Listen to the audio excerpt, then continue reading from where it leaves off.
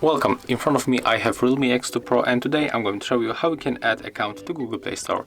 At the first you have to go for the Play Store and then tap on the right upper corner on this icon. Click to add another account, choose Google. We have to prove that we are here, so let's make the face recognition. Okay, so right now we have to input our email. Click next and input your password. If you make it, just click next.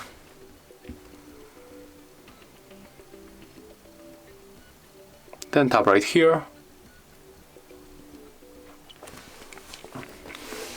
You can save or not save password.